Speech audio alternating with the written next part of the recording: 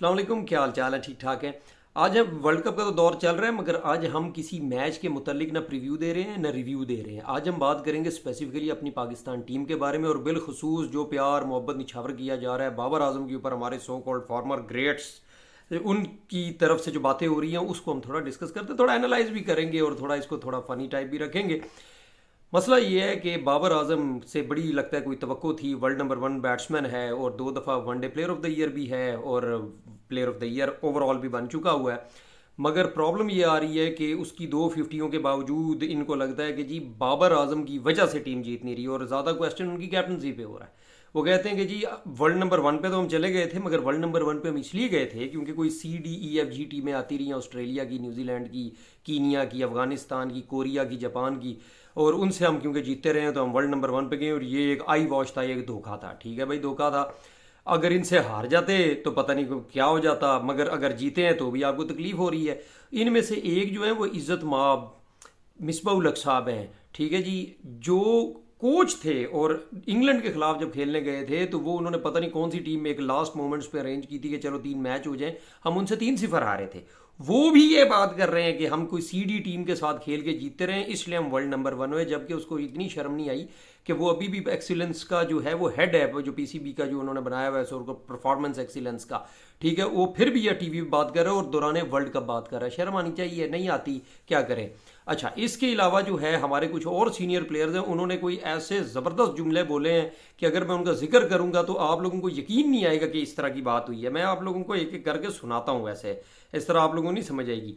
सबसे पहले इज़्ज़त माब कामरान अकमल साहब, जो हमारे मार्क बाउचर थे, राशिद लतीफ़ थे, हमारे मोइन खान थे, एडम गिलक्रिस्ट थे, आप बस नाम लेते जाएं। और अब ब्रेंडन मैकलम का भी मैं नाम लूंगा यहाँ पर। उन सबसे बेहतर विकेट कीपर समझे जाते हैं दुनिया की क्रिकेट के अंदर। ठीक है, उनका क्या कहना है जी? वो कहते हैं कि पाकिस्तानी प्लेयरों को कैच नहीं छोड़ने चाहिए। जी नहीं, आपने गलत गलत नहीं सुना, मैं दोबारा रिपीट करता हूँ। कामरान अकमल साहब फरमाते हैं कि पाकिस्तानी टीम को कैच नहीं छोड़ने चाहिए। बिल्कुल ठीक बात है, मगर क्या कौन रहा है वो कभी कभी कहते हैं कि ये देखना चाहिए कि क्या रहा है, ये मत देखो क्या कौन रहा है। मगर ये इतनी ज़बरदस्त बात उन्होंने की है कि मैं कहता हूँ पूरी दुनिया में कुछ 7-8 अरब लोग हैं, उनमें कोई भी ये बात कर देता है, इसको कम से कम नहीं करनी चाहिए थी यार। ये वो बंदा है जो टीम से निकला है तो तब भी बड़ा डिसार्ड था कि जी मुझे क्यों निकाला, मुझे क्यों निकाला, मैं तो बड़ा ज़बरदस्त बैट्समैन था, मैं कीपर भी अच्छा था, परफॉर्म कर रहा था। अल्लाह बेहतर जानता है क्या परफॉर्म कर रहे थे, अच्छे बैट्समैन तो थे, मगर कितने हैं कि इन्होंने मैच अपनी बैटिंग से जिताए हैं किसी को भी नहीं पता। आते भी ऐसी पोजीशन में थे कि मैच फिनिश कर सकते थे। मगर इनका और इनके भाई का ना, वो सलमान खान की जुड़वा फिल्म नहीं है, उसका कोई मामला चलता था। अगर इसको टीम से निकालते थे तो उसकी कमर में दर्द हो जाता था, कभी पिंडली में दर्द हो जाता था, कभी गुर्दे फेल होने की तरफ जाते थे, कभी जिगर में तकलीफ थी, कभी दिल को दर्द शुरू हो जाता था, कभी दिमाग ख़राब हो जाता था, वो भी होता था। ठीक है जी, तो इस वजह से दोनों भाई जो थे ना, इनमें इतनी प्यार मोहब्बत थी, इन्होंने कहा ये जुड़वे हैं तो इनको एक दफ़ा टीम से ही बाहर कर दो। और वो जो दूसरा है वो तो धुलू बन गया। मेरा ख्याल है उसको चादर और हारमोनियम की ज़्यादा ज़रूरत है, पाकिस्तान नेशनल टीम में आने की कोई खास ज़रूरत नहीं है। अब वो कोई गाने गुने गाएं यार, कोई इधर चाय खाने वगैरह में बैठ के कवाली करें, हम भी जाएंगे, जाकर विजिट करेंगे, कोई पैसे चार फेंकने वो भी फेंकेंगे। I think you can do that much better. ठीक है जी, जब ये गरीब घराने से तलक रखता है बाबर आजम, सारों को पता है। ठीक है, और ये इनका कज़न भी है, आपको बताएं। अब खून तो ऐसा लगता है कि बहुत बहुत बहुत ही दूर का वास्ता है, मगर ये कज़न्स भी है, मैं आपको बता दूं, मान ले मेरी बात।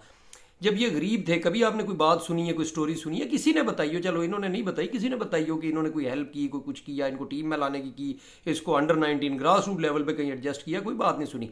मगर वो क्योंकि उमर अकमल को टीम में नहीं डाल रहा, अब सबसे ज़्यादा तकलीफ इसको हो रही है। और ये इतना ज़बरदस्त सुपरस्टार है पाकिस्तान का, जो टीम से ही नहीं निकलता था। कैच इसने पकड़ा कोई नहीं, मुझे तो नहीं याद पड़ता, अगर कोई पकड़ा हो तो अल्लाह बेहतर जानता है। ठीक है जी, कैच इससे पकड़ा कोई नहीं जाता था। और ये अब क्या बात कर रहा है, ये कह रहा है कि अल्लाह करे पाकिस्तान सारे मैच हारे ताकि इनको एक सबक मिले। कौन सा सबक ये देना चाह रहा है मुझे नहीं पता। ठीक है, ये 2007 की टीम में भी था जब पाकिस्तान आयरलैंड से हार के बाहर हो गई थी। ठीक है, और अभी अफगानिस्तान से हम हारे हैं, जो कि एक टेस्ट प्लेइंग नेशन है, हमें रिस्पेक्ट करनी चाहिए। एशियन कंडीशन में थोड़ी ठीक ठाक टीम है, हारना नहीं चाहिए था, जीतना चाहिए था, मगर हार गए। और इनको अब ये है कि पाकिस्तान अपने सारे मैच हारे जी। 5 मैच हुए हैं, आप 2 जीते हैं, 3 हारे, क्या हो गया, क्या मत आ गई है। और फिर जो लोग शुरू हो गए कि जी सरफराज में क्या बुराई थी, सरफराज बड़ा जबरदस्त कैप्टन था, फलाना ढिमकाना। और बाबा सरफराज को भी अगर आप उठाकर देख लें तो उसने जो वर्ल्ड कप 2019 में, जहां पर हम लोग अच्छा परफॉर्म करते थे, कर भी रहे थे, आपने रन रेट की इतनी फिक्र नहीं की, उसमें पहले 5 मैचों में हम सिर्फ 1 जीते थे, 3 हारे थे। ठीक है, उस वक्त तो कोई भी नहीं बोला, ठीक है। अब ऐसे बोल रहे हैं कि जैसे कि दुनिया की तारीख की सबसे गंदी टीम आ गई है और इन्होंने आगे भी कुछ नहीं जीतना, पहले भी कुछ नहीं जीते और इनको एवं ही हमने भेजा, खर्चा खुर्चा कर रहे हैं। आपने देखे वहां हालात क्या चल रहे हैं इंडिया के अंदर, ठीक है, हुटिंग क्या हो रही है, आपको कमरे से नहीं निकलने दिया जा रहा, आप लोग, आपके प्लेयरों को रूम सिकनेस हो रही है, जिस तरह की सख्ती उनको उधर हो रही है, उसके बावजूद वो वहां खेल रहे हैं। 2 मैच जीते हैं, ठीक है, 2-3 हार गए हैं, तो क्या हो गया, इंडिया से सारे हार रहे हैं तो हम भी हार गए, कोई बात नहीं, ठीक है। उसके बाद हम ऑस्ट्रेलिया से आ रहे हैं, ऑस्ट्रेलिया से आ रहे हैं, किसी कीनिया वगैरह से नहीं आ रहे। अफगानिस्तान अभी इंग्लैंड को हरा कर आई थी, तो वो एक अच्छी टीम है, वो इतनी बुरी टीम नहीं है। अच्छा, ये तो हो गया कामरान अकमल, उस पर इतना टाइम भी वेस्ट नहीं करना चाहिए, इतना वो इस काबिल नहीं है।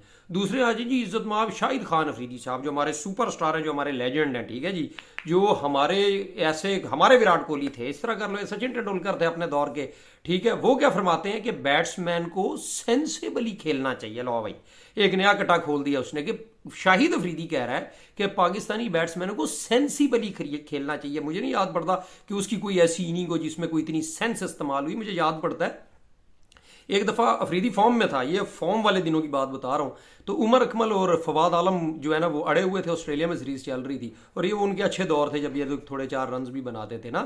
तो रेडियो में सुन रहा था, तो किसी ने कहा कि जी ये 2 अच्छा खेल रहे हैं, इतने रन रह गए हैं, तो पीछे अफरीदी भी आ रहा है, तो क्या लगता है पाकिस्तान मैच जीतेगा? तो कॉलर ने कहा कि जी जीत सकते हैं अगर अफरीदी अपने टैक्सी का किराया देकर आए। तो उसने जॉकी ने कहा, रेडियो जॉकी ने, उसने कहा ये क्या मतलब है कि टिकट को वो अपना वो पैसे देकर आए टैक्सी के? उसने कहा यार बात ये है कि वो जब रोकता है ना टैक्सी, तो वो कहता है कि आप 5 मिनट रुके, मैं अभी अपनी बैटिंग करके आया। ये तो अफरीदी के हालात है। और ये बात कर रहा है सेंसेबल की, ये वो प्लेयर है जो बॉल खा रहा था ग्राउंड के अंदर, ठीक है, और कह रहा था कि जी वो मैंने बॉलरों को सपोर्ट करने के लिए किया था। ये बहुत सेंस की बात कर रहा है और हमेशा सेंस की बात करते हैं, तो एक और सेंस की बात कर छोड़ी।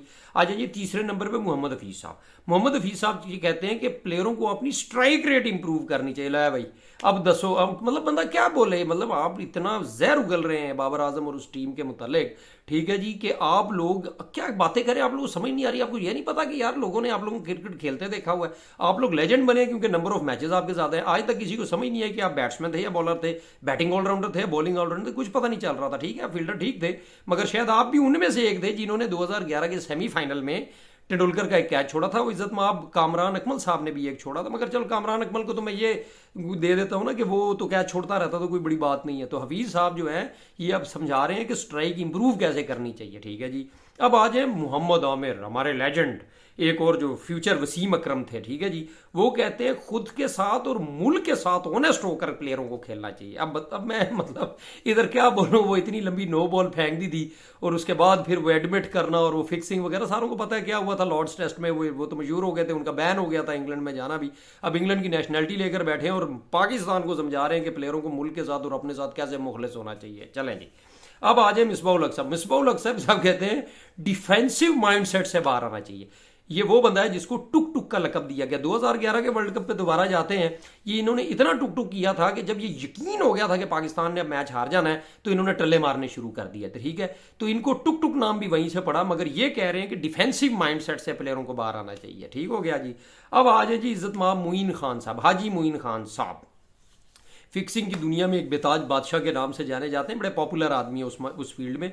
ये है आजम खान के वालिद साहब, और ये फरमाते हैं कि फिटनेस ही नहीं, प्लेयर्स को फील्डिंग कैसी करनी है उस पर भी इंप्रूवमेंट चाहिए। लो भाई, फिटनेस और फील्डिंग दोनों की बातें कर रहा है आजम खान के वालिद साहब, जिन्होंने इतनी वो जो है लॉबिंग की थी कि किसी तरह आजम खान टीम में आ जाए, जिसकी वजह से कानून चेंज होने लगा था कि जी फिटनेस को साइड पे करें, टैलेंट पे फोकस होना चाहिए। और यही बाबर आजम और रमीज राजा वगैरह थे, जब बाबर आजम ने रमीज राजा के साथ इसको टेकअप किया था कि अगर आप लोगों ने क्राइटेरिया फील्डिंग का चेंज करना है तो फिर सारों को छोड़ो, फिर जो करता है करना है, तो उसको क्या है इसमें।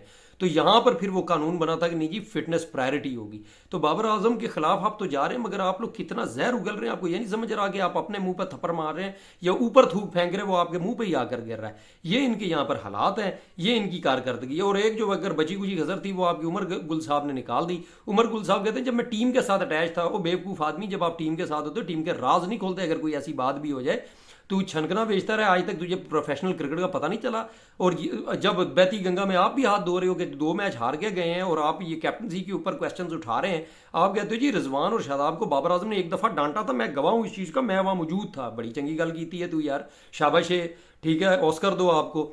अब हालात ऐसे हैं कि जब टीम के हालात ख़राब हैं, हम लोग जीत नहीं रहे, थोड़े अनफॉर्चुनेट इवेंट्स, और ये कोई इतनी बड़ी बात भी नहीं है यार। हमने कोई टूर्नामेंट रिकी पॉन्टिंग की टीम की तरह नहीं जीता कि बस पहले मैच से शुरू हो गए और एंड तक इसी तरह खेलते गए। हम हमेशा कॉर्नर टाइगर वगैरह जो टर्म निकली हुई है की है, और ऐसे ही हम जीते आए हैं और ऐसे ही हम जीते हैं। ठीक है, एक दफ़ा जब नथिंग टू लूज होता है तो फिर ये फॉर एग्रेसिव क्रिकेट खेलते हैं और जीते जीते जीते या तो रन रेट पे क्वालिफाई कर जाते हैं, रन रेट की वजह से आउट हो जाते हैं।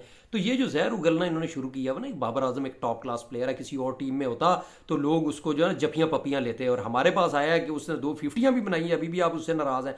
भाई अब्दुल रजाक साहब के आप काम चेक करें, अब्दुल रजाक साहब फरमाते हैं कि जी बाबर आजम एक वो कैप्टन है, वर्ल्ड नंबर 1 प्लेयर किस चीज़ का है कि 74 रन बनाए 91 बॉल पर और एक छक्का भी। ओ बाबा, छक्का लगाने से कोई क़यामत आती है? अफरीदी ने जितने छक्के लगाए कितना एक उसने कर लिया था, कितने एक रन बनाता था, पहली बॉल पे छक्का लगाता था, दूसरी पे आउट हो जाता था। एक कमर्शियल छक्का था, लोग कहते थे भाई अफरीदी का छक्का, उससे ज़्यादा छक्के मारने वाले लोग अभी आ गए हैं आपकी टीम में, कई लोग जो है उससे ज़्यादा छक्के मार लेंगे। और 50 सेंचुरियाँ, एक 56 की एवरेज वाले बैट्समैन को आप एक सिक्स के अंदर ना तो लो। आप लोगों की अगर क्रिकेट एक्यूमेंट इतना नहीं है तज्जिए के एतबार से, गेम को समझने के, आप अच्छे प्लेयर थे, इसमें कोई शक नहीं है, मगर इतने बड़े लेजेंड्स भी नहीं थे। ये आप सब लोगों का बाप है, ये आप सब लोगों का बाप है, और इसने जो रिकॉर्ड्स बना छोड़ने हैं ना, वो अगले पता नहीं कितने सदियों तक तो चलो नहीं तो 20-30 साल तक वो रिकॉर्ड टूटने भी नहीं है। असल में एक ऐसा प्लेयर पाकिस्तान को मिल गया, पाकिस्तानी को समझ नहीं आ रही इतने बड़े स्टार के साथ हमने करना क्या। ये असद सबके मारे हुए। मैं सकलैन वगैरह को सुन रहा था, वो कह रहे थे कि इनको ये डर है कि हमारे रिकॉर्ड्स ना टूट जाएं, इसलिए ये इतना वेनम फेंकते हैं। आप बाहर के लोगों की बातें सुने, बाबर को किस तरह डिफेंड कर रहे हैं। केन विलियमसन हो गया, गुरबाज ने उसकी बड़ी तारीफ की, विराट कोहली ने बयान दिया। इस तरह कोई तरीका नहीं होता। 4 साल तो कोहली ने कुछ नहीं किया तो क्या पुट लिया? आप लोग तो तरले कर रहे थे कि अल्लाह करे वो किसी तरह फॉर्म में आए। ठीक है, आप लोगों की मुनाफकत की कोई हद होनी चाहिए, वैसे वो है तो नहीं, वो फॉर्म में नहीं था। आप लोग दुआ करते थे अल्लाह करे वो सेंचुरी करे, ऐसे सेंचुरी करवा रहे थे जैसे पाकिस्तान में डॉलर उस दिन गिर जाएगा और वो डॉलर 100 पे आ जाएगा।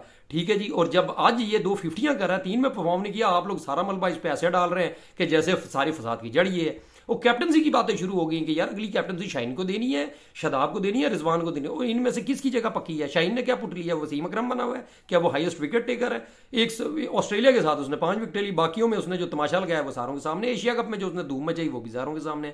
शादाब की कल परसों तक तुम लोग कह रहे थे टीम में जगह नहीं बनती, ये अपनी दोस्ती यारी में उसको खिला रहा है। ठीक है, रिजवान वो बंदा है जिसको लड़ जगर के इसने टीम में रखा। आप लोग सारे कहते हैं सरफराज को वापस लाओ, सैफी धोखा नहीं देगा, सैफी धोखा नहीं देगा। वो धोखा तब देगा जब वो कुछ करेगा, जब वो खेलता ही नहीं है तो क्या करेगा? वो कैप्टन था, 8वें नंबर से ऊपर आता, बैटिंग करने नहीं आता था। ये पूरी 22 करोड़ अवाम, उस वक्त 22 थी, अब शायद 25 हो गई है, रो रो पिट पिट के थक गई थी कि भाई तू बैटिंग कर, तू फॉर्म में है, तू स्पिन अच्छी खेलता है, तू फलाना करता है, तो बैटिंग करने तो तू आता कोई नहीं था। अब वो आप चाहते हो कि वो कैप्टन लाए, वो कैप्टन इस तरह लेकर आ रहे हो जैसे कोई स्टीवन फ्लेमिंग आ रहा है कि पता नहीं कि यार पूरी गेम बदल के रख देगा। आप लोगों को लगता है जैसे कि कोई बहुत ही नामवर कैप्टन है, कोई इमरान खान टाइप कैप्टन है। ठीक है, अब तो ऐसे लगता है कि यार ये टीम इतनी फारग है, इतनी ग्रुपिंग करते हैं, इतने रौले डलते हैं, इतना मीडिया इसके पीछे लग जाता है। अब तो लगता है जो इमरान खान ने वर्ल्ड कप जीता था वो एक नहीं, वो तो कोई 4-5 वर्ल्ड कप के बराबर था। वो पाकिस्तान को वर्ल्ड कप कौन जिता सकता है यार? एक मैच हारते हैं तो ऐसे थरथली मच जाती है कि जैसे पता नहीं कोई क्यामत आ गई है। यही इंग्लैंड हारी थी अफगानिस्तान से। और साउथ अफ्रीका जो सडनली फेवरेट बन गई है अचानक से कि वर्ल्ड कप जीतेंगे, वो नीदरलैंड से हार गई। क्या रौला डला? कुछ नहीं हुआ, खेल है यार, हार जीत होती है, दूसरे भी खेलने आते हैं। और आप लोग सारा मलबा इस पर डाल रहे हो। बाबा इसको कैप्टनसी से अपना हटा के क्या पुट लेना है मुझे बताएं। ठीक है, फिर भी अगर कोई एक मैच आप जीते तो इसने जितवाना है, तो वर्ल्ड नंबर 1 तक लाने में सारा इसका किरदार है। इसका निकाले ना पिछले 2 साल में की कारकर्दगी क्या है और बाकियों की कितनी है। कि CD team A B C D जो भी थी, तो साउथ अफ्रीका में जाकर क्या साउथ अफ्रीका की बी टीम खेल रही थी जो आज सडनली फेवरेट बने हैं। ऑस्ट्रेलिया में जाके जो इसने रन बनाए हैं, जो न्यूजीलैंड में जाके रन बनाए वह भी बन गए हैं, वो क्या बीसी टीम थी? यार शर्म आनी चाहिए, कोई गैरत की गोली खाओ। आप लोगों में शर्म नहीं है तो कम से कम आवाम को बेशर्म ना करो, उनको हकीकत बताओ। आप लोग टीआरपीस के लिए, एडवर्टीजमेंट्स के लिए, टीवी पर थोड़ी शुगल मेला लगाने के लिए आप लोग जो है ना ये हरकतें करें। आप समझते हैं कि लोग भी ये सुनना चाहते हैं, लोग ये सुनना नहीं चाहते। आप ट्विटर ट्रेंड्स निकालें। आज बिहाइंड यू स्किपर के जो है ना, बिहाइंड यू बाबर आजम, ये ट्रेंड चलना शुरू हो गया। लोगों को अपने से नफरत ना दिलाओ।